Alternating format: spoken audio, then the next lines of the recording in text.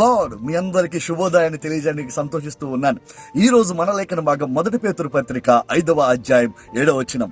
ఆయన మిమ్మును గురించి చింతించుచున్నాడు గనుక మీ చింత యావత్తు ఆయన మీద వేయుడి.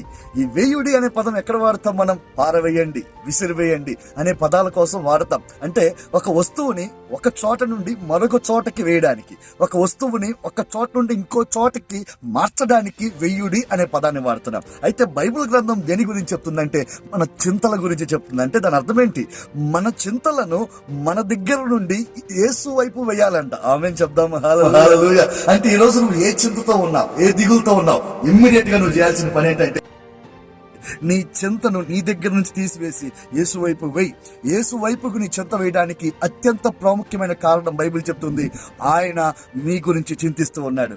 ప్రతి చింత లేని జీవితాన్ని దేవుడు మీకు అనుగ్రహించినట్లుగా మిమ్మల్ని దీవిస్తున్నాను. God bless you.